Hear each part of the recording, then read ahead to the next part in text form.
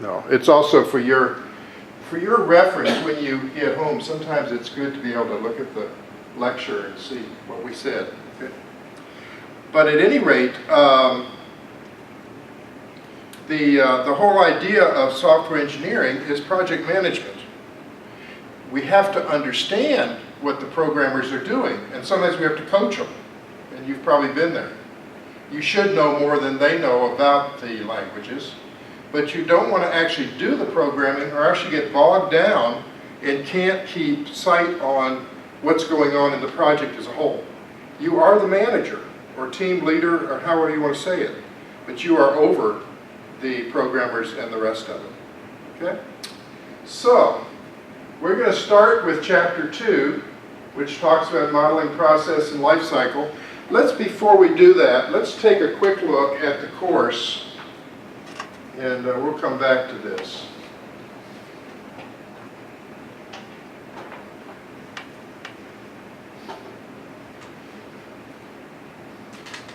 So this is what the course looks like on D2L when you sign on. And what I recommend you do, this is the home page, I recommend you go to content first because that's going to guide you through the course. So under content, this is what comes up. And probably course schedule is where you want to start with, or the syllabi would be another place to start. Looking at the syllabi is important to know how you're graded, how the course is going to run.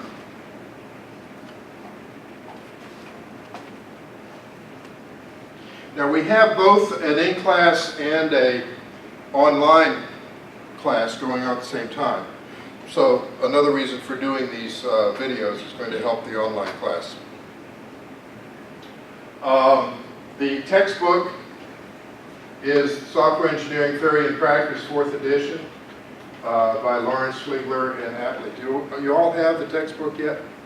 Not yet. Okay. The readings are in the textbook. It is a good textbook. It's a good reference to have on your shelf anyway. It's a good, hardy book.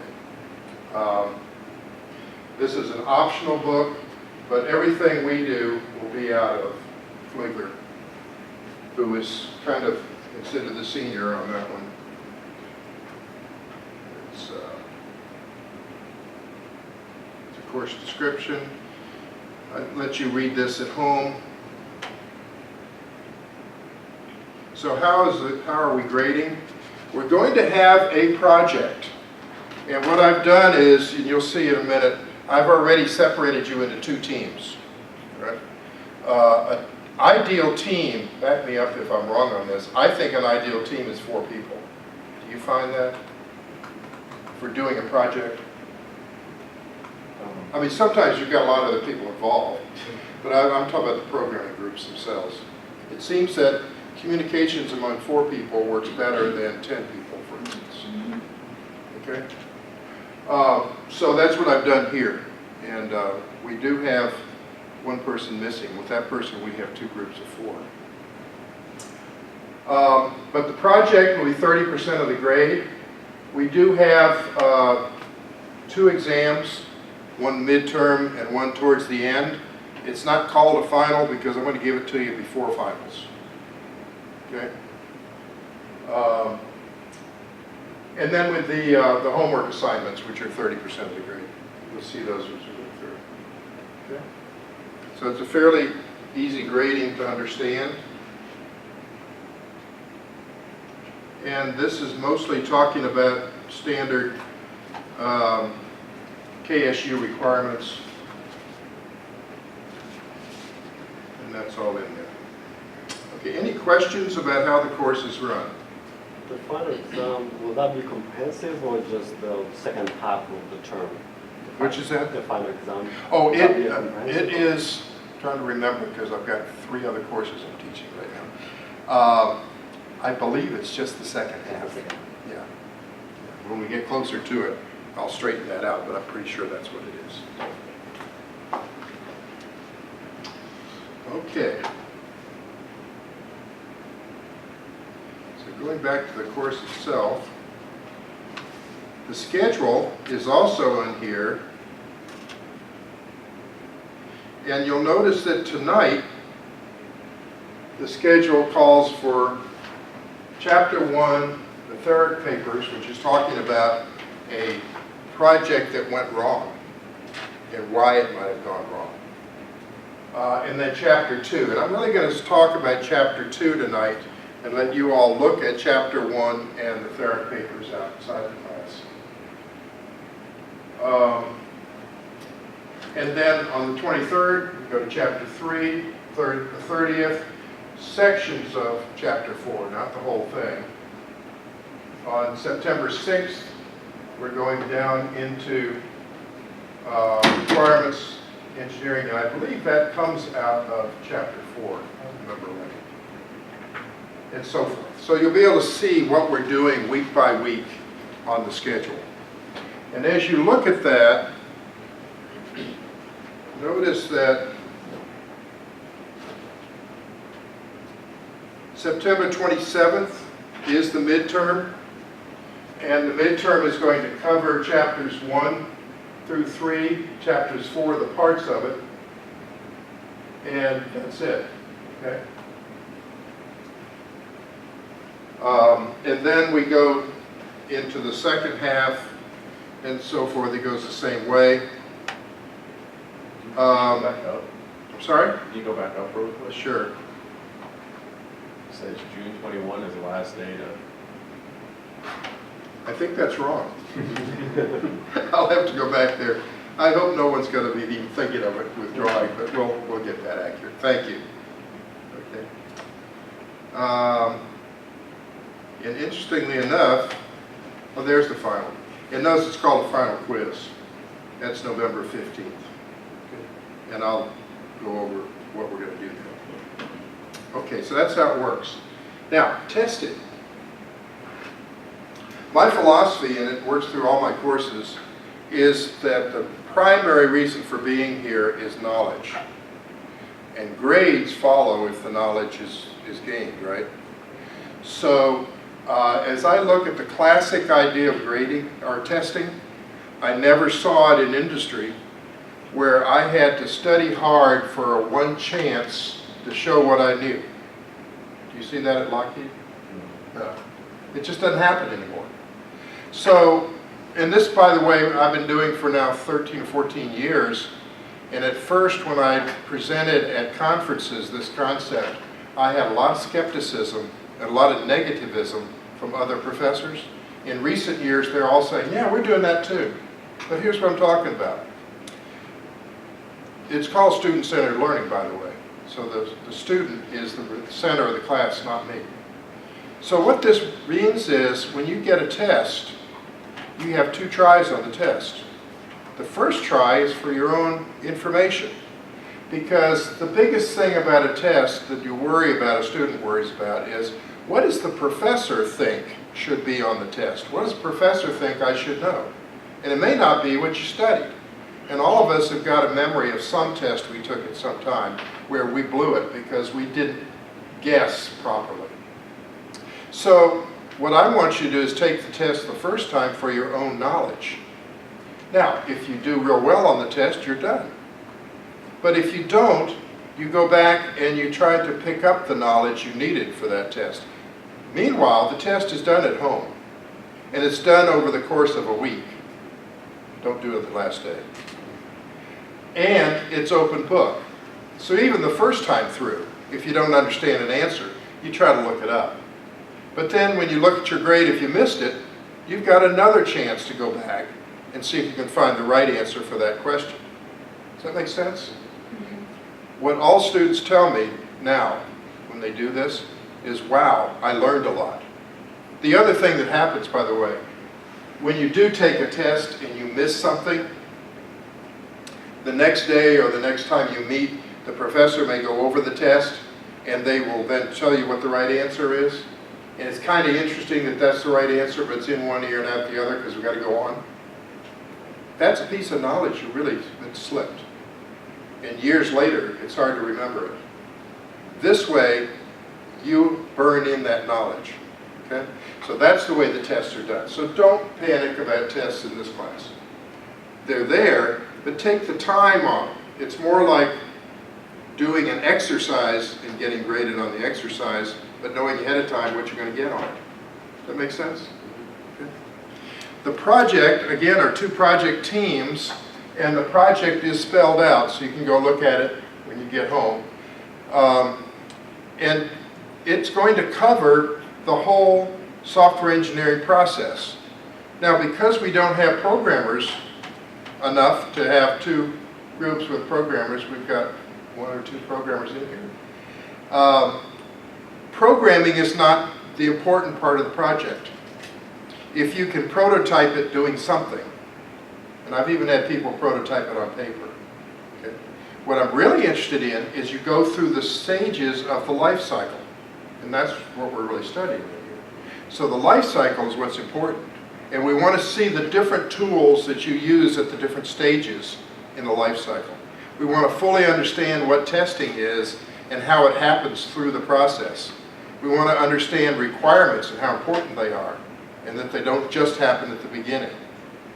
Okay? So we're going to be looking at those step by step as we go through the course, but the project is really graded on how you do the different software engineering functions of a project. Does that make sense? It'll make more sense as you look at it. Okay? Okay.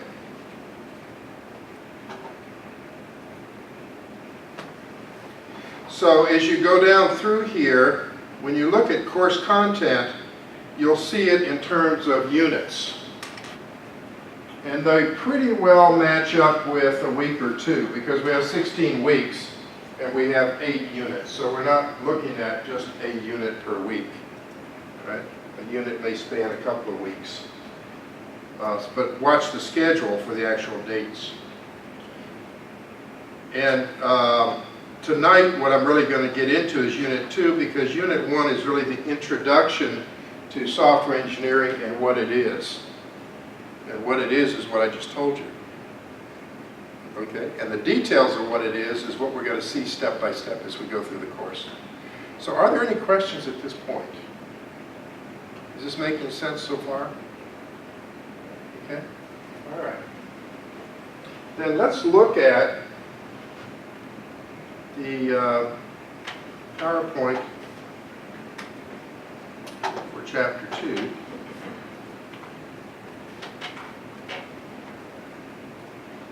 And this is looking at an overview as well, because this is looking at modeling the process and the life cycle.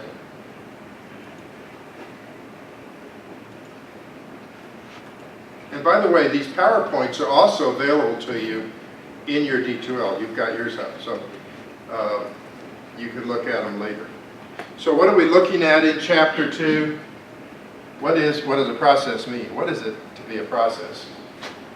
Some of the models for software in particular, some of the tools, what is a good practical model? We can look at theory, but when it comes down to it, it's what's practical that makes sense. Information system example, real-time example, and the end is always what this chapter means to you. And that summarizes it at the end, which is pretty much a repeat of this. So what do we mean by process? Well, a process is a bunch of steps that get something done. And they're normally in a chronological order. So we start at one point and we get to another point. Within software, there are several models for the different types of processing. And we're going to look at some of the early models for processes, and now some of the more reasonable models for processes. And then some of the tools and techniques that are used during that. So again, a process is a series of steps involving activities, constraints, and resources.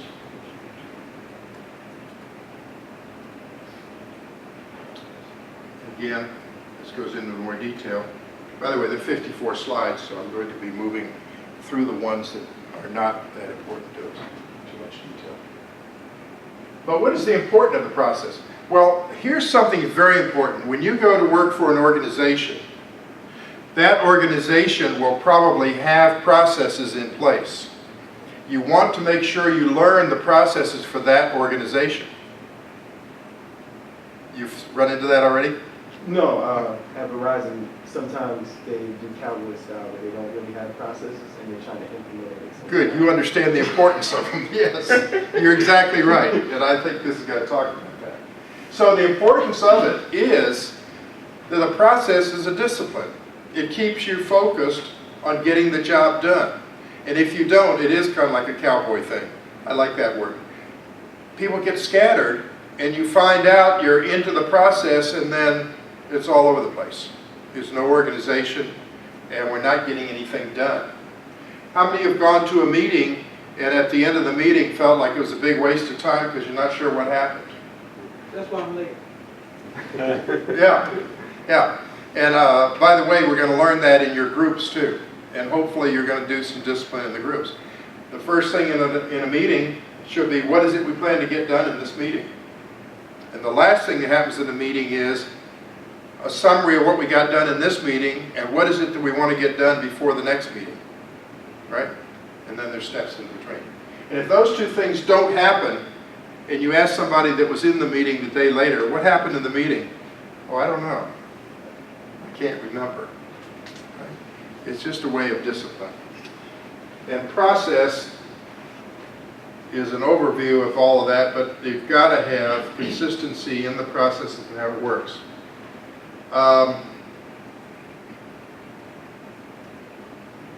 Reasons for modeling a process. You would need to have a common understanding of all the people that are involved in the process. You're all working to the same game plan, so to speak.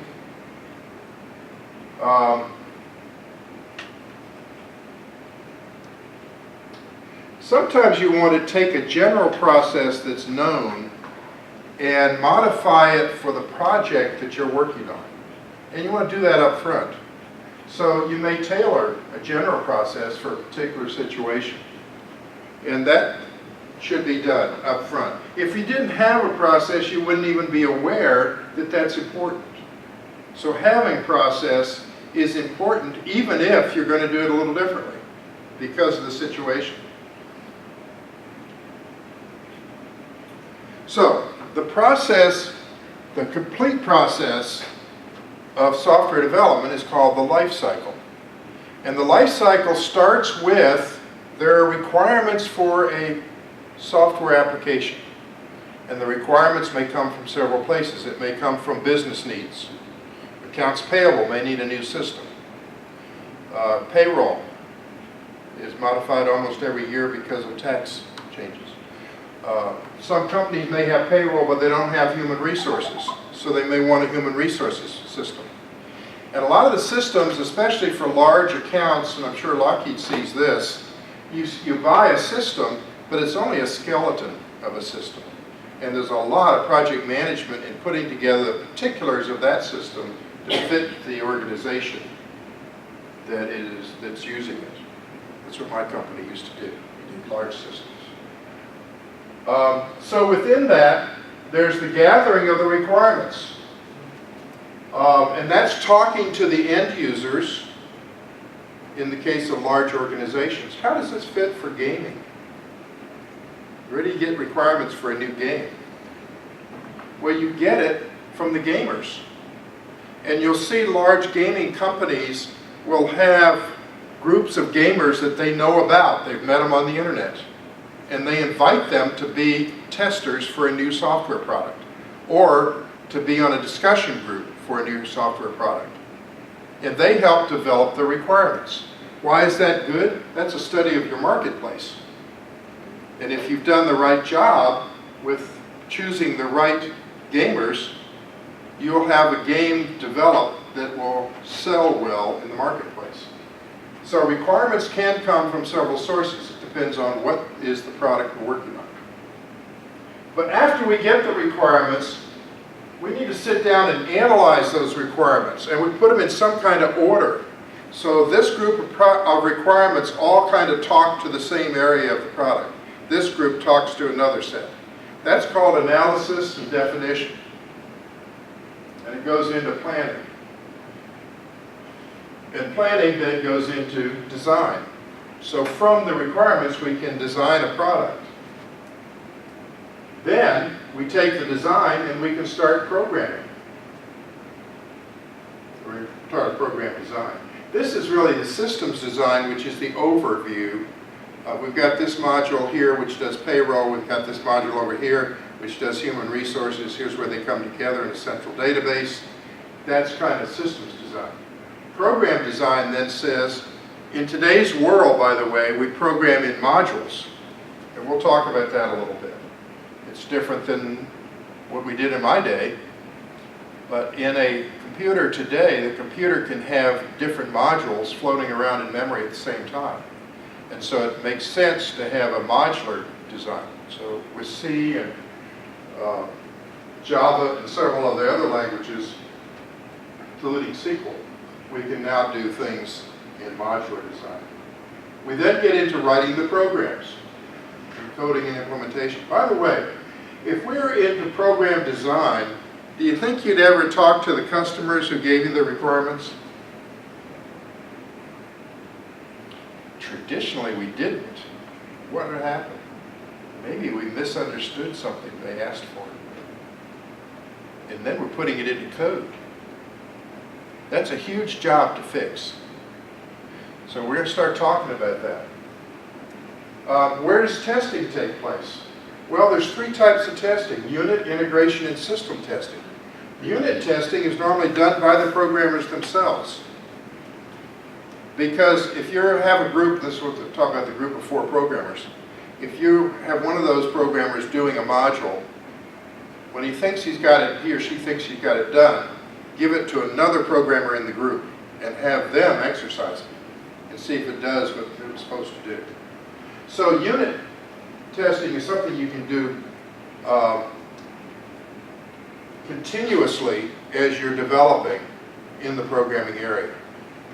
But then you begin to integrate these modules. Well, you may have 4 or 5 or 6 different programming groups working on different areas.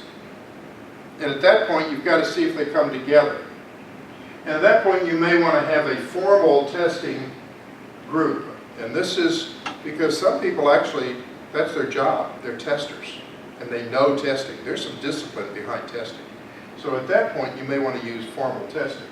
And of course, the system testing is when you're just about ready to release this, and you have to go through system testing. Now, just about ready means what? Maybe within 90 days. It doesn't mean tomorrow. It means we know we've got to schedule time for system testing. System delivery then, on a commercial product, what do we have to get into here?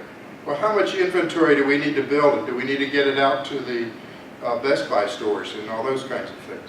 System delivery for a major corporation job may be, we're going to do a cutover in 2 weeks to the new system.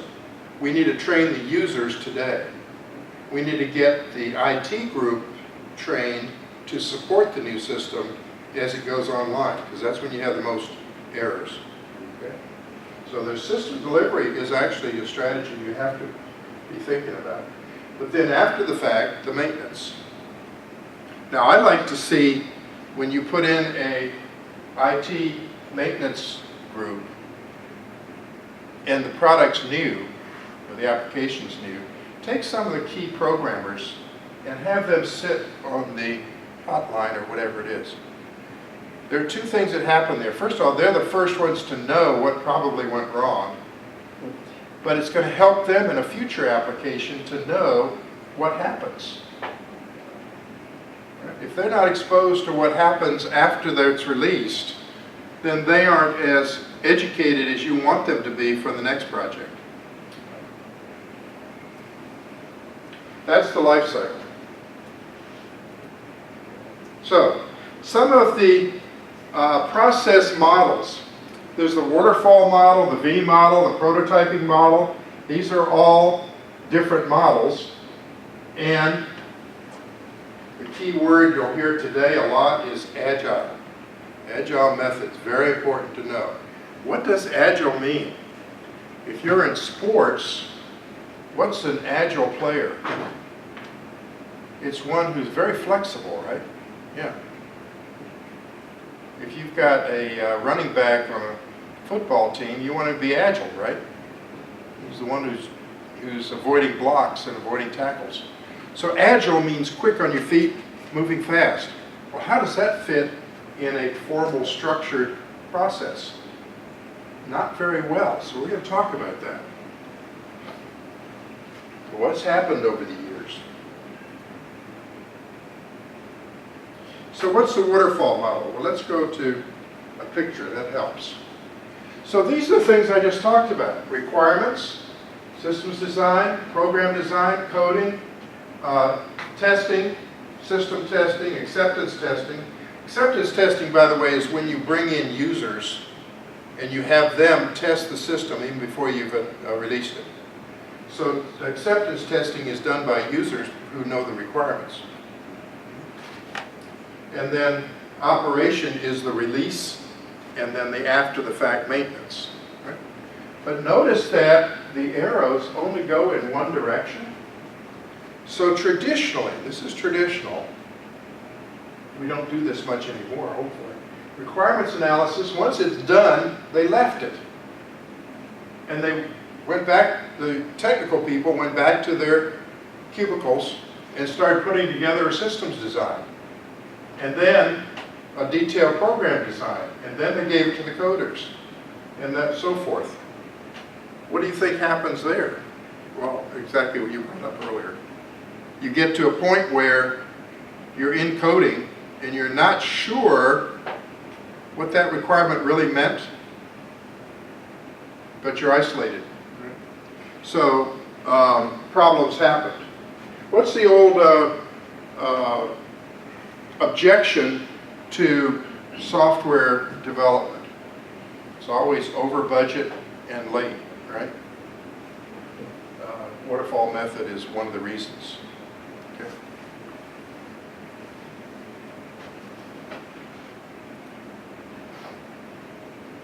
So, here's the Cowboys. So, when you really look at it, this is what a system wants to do, but the waterfall method has no method for doing it.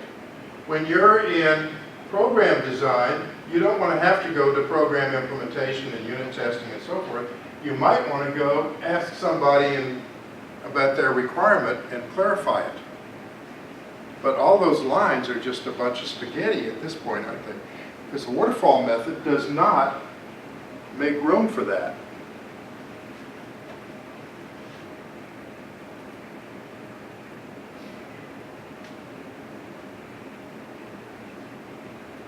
Okay, so what about the waterfall model with prototype? And this is key for your projects. Okay, if I could take the requirements from the customer and even come back with penciled in pictures of screens or a diagram of some sort that shows the way that the thing ought to flow from a business standpoint, not from a software standpoint, they could then critique it. And they could say, well, I think you misunderstood me a little bit. We need this. Okay? Or sometimes, because they're not trained software developers, they might say, well, you know, I didn't think about it, but you know, we need to think about that. Or by the way, you know, we have a headquarters in New York we need to tie into. Oops. Better know how that runs. Okay? Or we have a plant in Puerto Rico, and they run a little bit differently because they make a different product. They don't make parts, they make batches. By the way, batch processing is different than parts line processing. So anyway, prototyping helps us uncover that.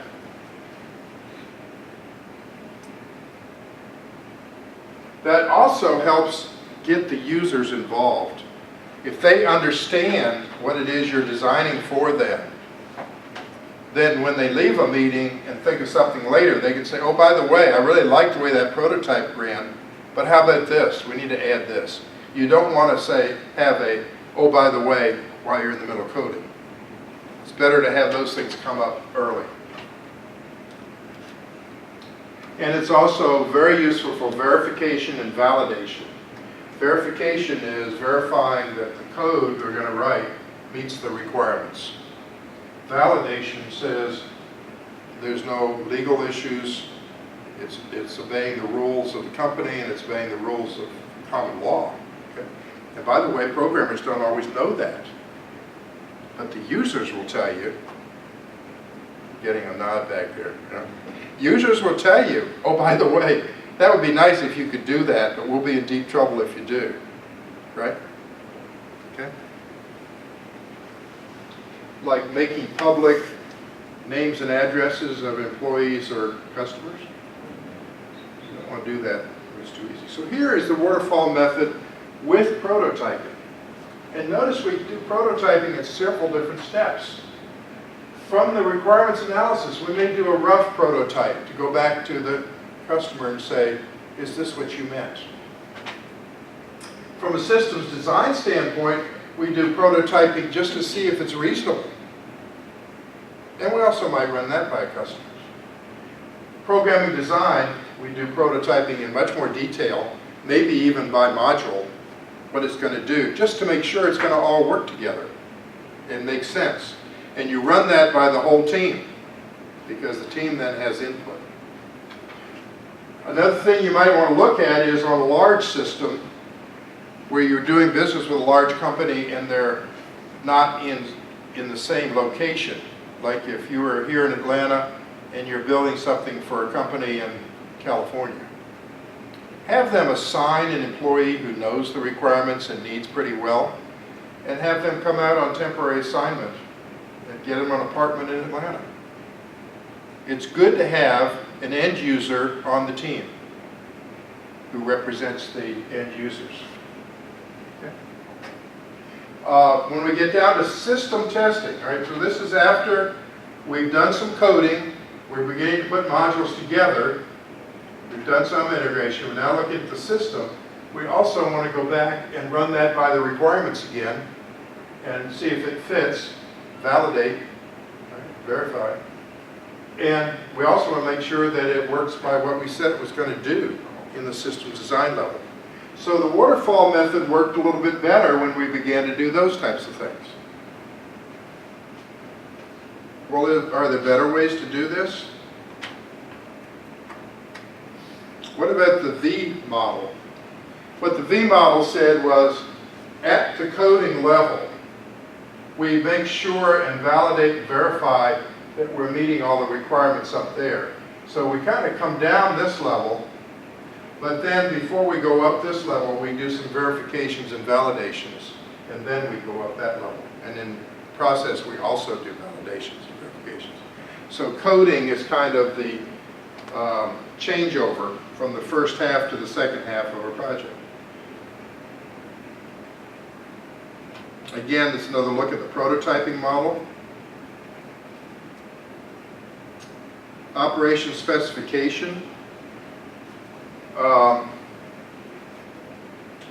I think we've pretty well said this. You've got to do your understanding of the requirements early in the process.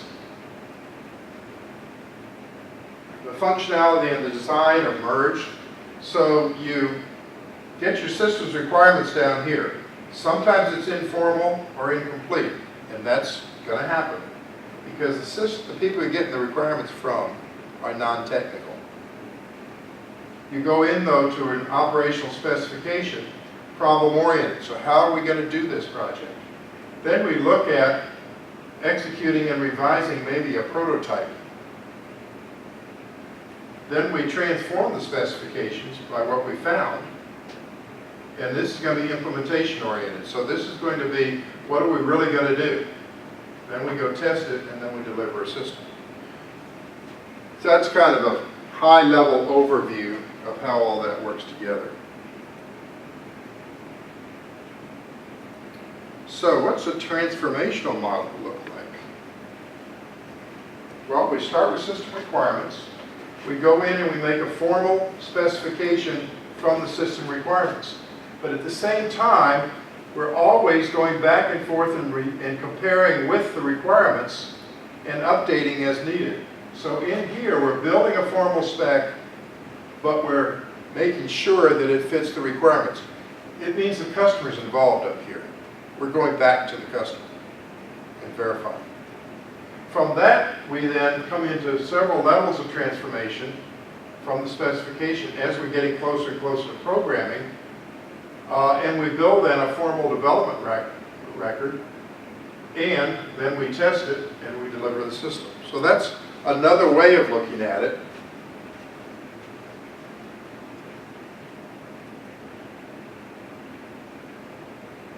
Phase development, this is an interesting one.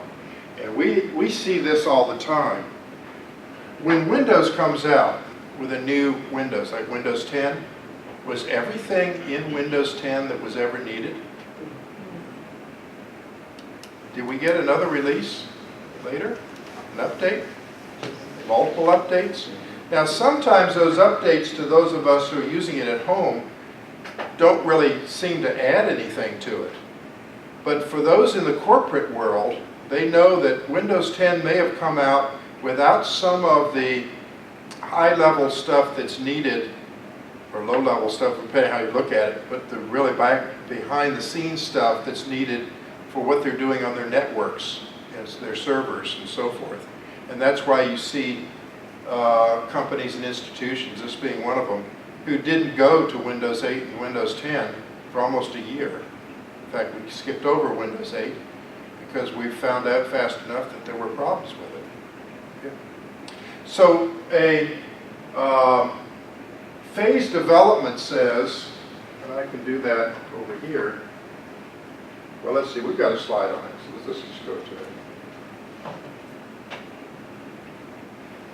It says that we take, and with agreement of the people that gave us the requirements, when we did that requirements breakdown and organization, we may have found out that because they want this in 9 months, we cannot possibly meet all their requirements and get it programmed in 9 months.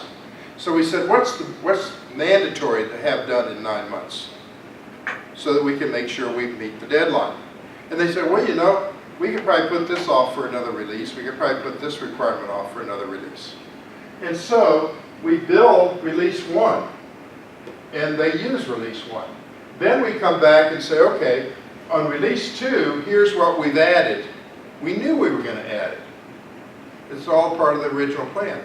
But notice, they're now using the product earlier than waiting for us to get all of it done.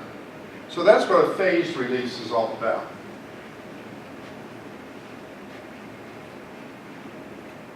This is even another way to look at phased release. So, here's the basic release. Then on the second release, we add this module. And on the last release, we added something else up here, pictorially. Okay. An iterative process may be, we added all the different things that they wanted, but maybe not as rich as they wanted. There were some functions in this one that could have been added later, so that's added in the second release. And in the third release, we finish out everything they wanted here and even add more to this release. So maybe everything looked like it was there, but all of the functionality wasn't there. So we added more function as we went forward.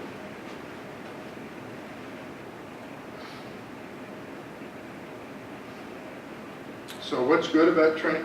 Notice that training can start earlier here, and we train only on the release that we're about to give them. So it's a little easier to understand. It doesn't have all the function. If you're creating a product for the marketplace, gamers do this. By the way, everybody knows that we have gaming here. Is anybody here going into graduate work in great gaming?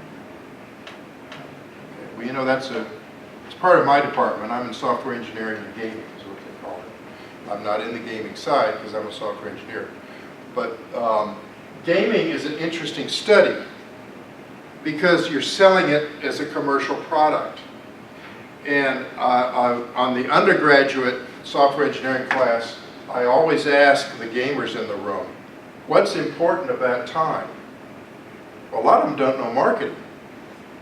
But you know, the first game that hit the market for hitting a object back and forth across the screen was called Pong, right?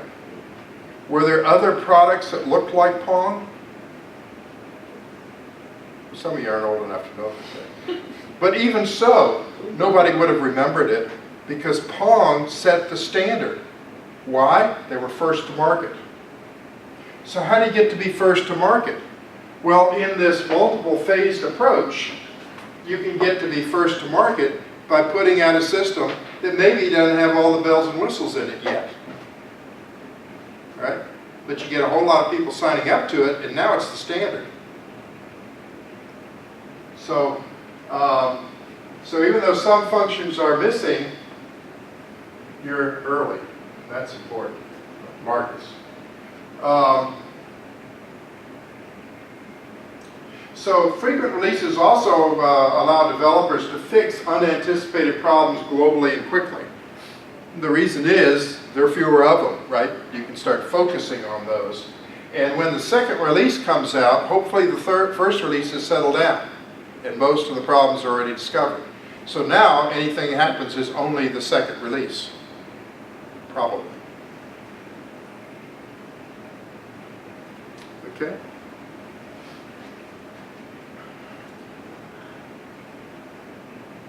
The spiral model really needs a picture. Now this is looking at it from a business case standpoint.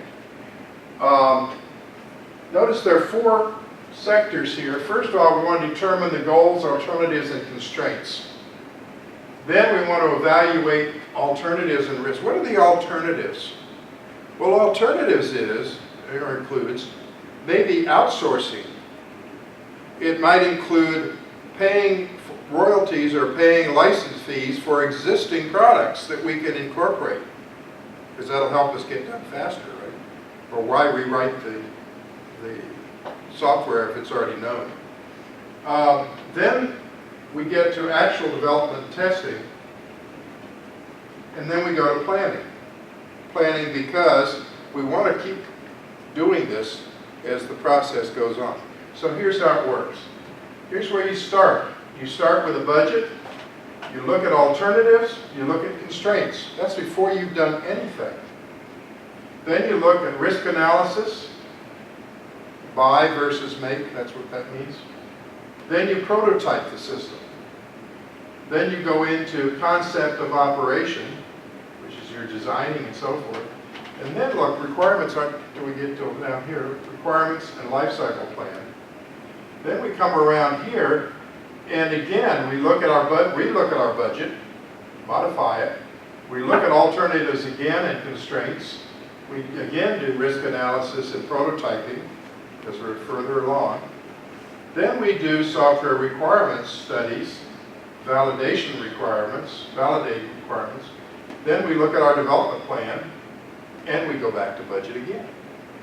Look at alternatives, look at constraints, risk analysis, prototype. Then we get into software design, validate, verify the design, integrate the test plan, budget, alternatives, constraints, so forth. Those at the top ones are the same.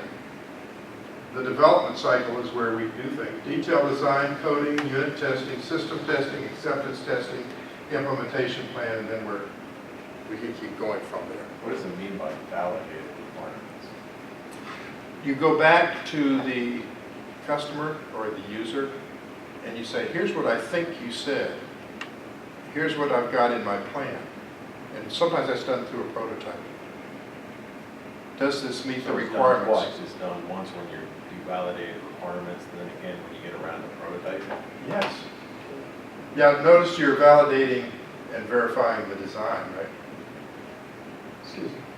But validation happens, and you'll see in a minute when we get to Agile, it happens continuously through the project, rather than just at the beginning in that waterfall model. Does that make sense? Kind of? Yes?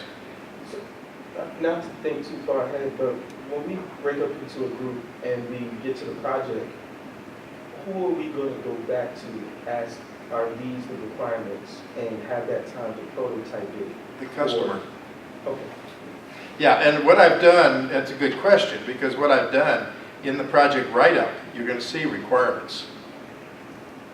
Part of your testing, but you're already ahead of them, so I'll give it away, is realizing that those aren't complete. And they raise questions. So what you do is you name somebody from your team as the person to validate requirements. And validation can have to do with, this is what I'm sure I'm going to do, but this is what I think I read, but I'm not sure. Let's go back and validate. All right? And we'll have time in class to do that.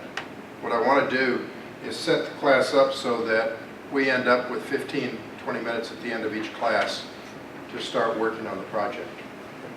So yeah, then, in fact, that brings up something. Before next class, read through the project. By the way, the project teams are also in D2L. So look in the course material, I think it's up towards the top. You'll see the project teams, so you'll know who your teammates are. And then next week, we'll let you take some time to meet each other and get to know each other better.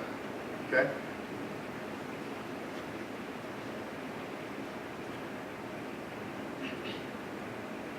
Okay, Agile. Agile is the buzzword of the day. And Agile really means don't spend a whole lot of time doing documentation and all the other disciplines if it takes away from your ability to be flexible and get the job done. So it's kind of a hard thing to tell people, don't over document, because we've been taught for years, document, document, document. Well, you have to document, but don't do it so rigidly that it takes all of your efforts and all of your energy away from doing the things that actually get you to the end, to the goalposts. Okay? It says value individuals and interactions over process and tools. So as the manager, as the software engineer who is overseeing it, make sure that you are making sure that your people are working well together, that you're doing things that help your people. If you get a demoralized group, that's going to hurt. Okay? So you want to make sure you're valuing the individuals and their interactions. You can't tell a person in a group not to go down the hall and talk to another group about what they're doing because it might help their group. You don't tell them not to do that. Encourage that kind of thing. If you look at the campus for Microsoft, you know, they have ping pong tables and a whole bunch of stuff going on. There's a reason for that. They get developers talking while they're playing, and they may come from different areas entirely, but they're enriching each other by those interactions. So prefer to invest time in producing working software rather than producing comprehensive documentation. Does that mean don't do documentation? No, that does not mean that. It says be careful. Don't be so married to detailed documentation that you don't spend the time on working software.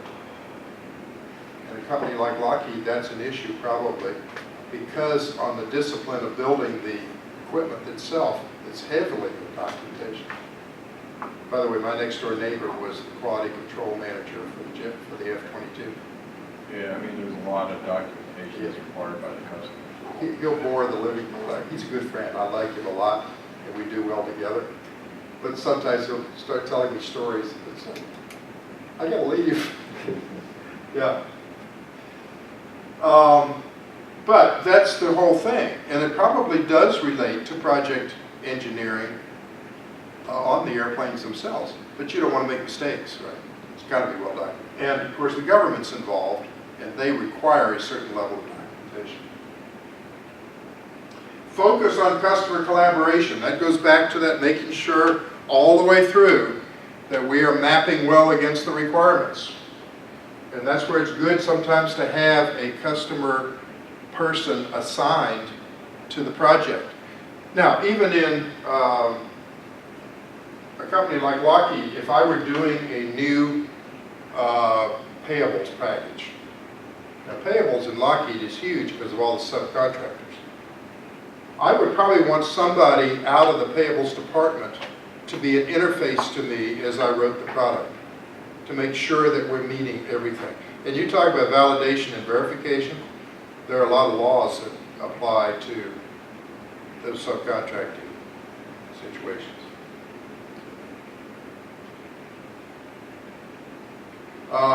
Yeah, concentrate on responding to change. That's the agile. Change happens. You cannot rule against it. There are people that are going to come down to you one day and say, we told you to do it this way, but you know, a new law has just passed and we can't do it that way anymore. We need to change it. Plan for that so that it doesn't become an upset when it happens. That's agile. Within agile, there's something called extreme programming. I think that's a good term for today, especially for young people who are extreme skateboarders or whatever, right? Extreme sports tends to be exciting. Well, extreme programming, there's several methods. One's Crystal, one's Scrum, one's adaptive software development. How many know where the word Scrum comes from? Anybody in here ever play rugby? Well, it actually has a counterpart in football as we know it. In rugby, there's a sub-game within the game. And the sub-game is you get the ball and you try to make a certain amount of yardage with that ball. That's the short game. What's that in football? It's called 10 yards, right? And there's a strategy for making that first down. You notice that you only pass, what, for the first or second? And it's safer to then run the third? Right. Depends where you are though, doesn't it? Right. Yeah. So there's strategies behind all of that. That's the short game. I used to videotape football in high school. And it was interesting to me that the short game was just as important as the long game. The long game's where you get scored. It's a touchdown. So Scrum takes that into account and says, well, what if we looked at 30-day iterations and had a plan for how we get through the next 30 days? Well, if you made that 30 days, you're on schedule, aren't you? So that's a detail. And you might have a Scrum leader on the team who's looking at, are we on our plan to make our 30-day plan? Don't figure out the last 3 days of the month that you're not going to make it. Figure it out on the 15th day and make some changes so you do make it. Okay? So that's Scrum. We're going to look at those a little bit closer.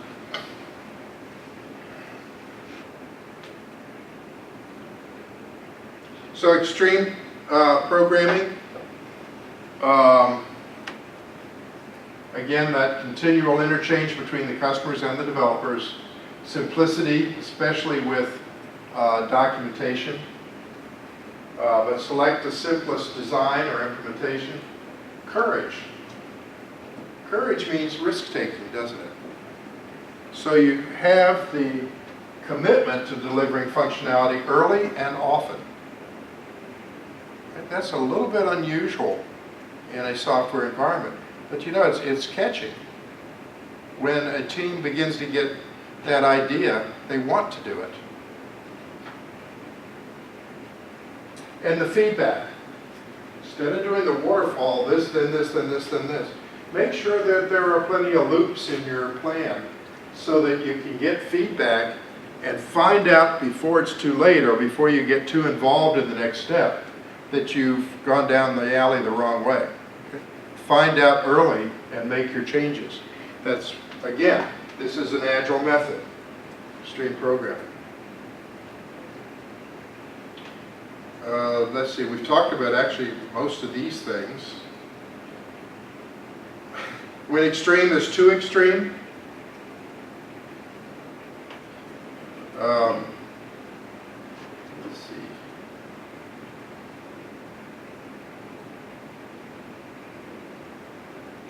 So two major notation categories, static model and dynamic model. The static model depicts the project process.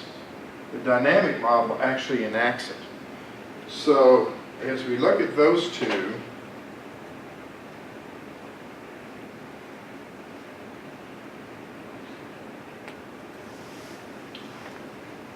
think we can pass it. This is just showing how you start a car. Notice how that process is pretty in-depth, isn't it? Not that you can read it up there. But that is the process for starting and driving a car. Here it is a little bit easier to understand. When you initiate driving a car and you say go, you're moving, right? If you say stop, you're back to initiate it again. And then you can get out because you're parked. But if you're parked, you can go to initiate and go. So all of that is all there is in driving a car, right? And yet that previous screen showed the same thing, but looked pretty busy. So dynamic modeling enables an action of the process. You want to see what happens to your resources and your artifacts as activities occur. What are your resources? Well, people is one of your most important resources. But you have other resources like servers, like disks, like networks. And you want to see as you go through, are we loading those things properly? Are things happening properly? And you may be constrained by what the customer already has. And you'll find your programming groups will say, hey, we need to tell them to buy this, this, this, and this. And you might say, well, that's not in their budget. Remember, budget was part of this spiral? Okay. So there's nice to haves, and then there's what you can afford. Let's see. I'm going to skip over some of this.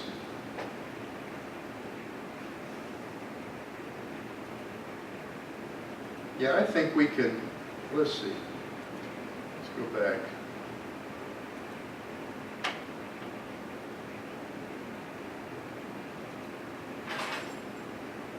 Yeah, this is looking at a network problem, but it's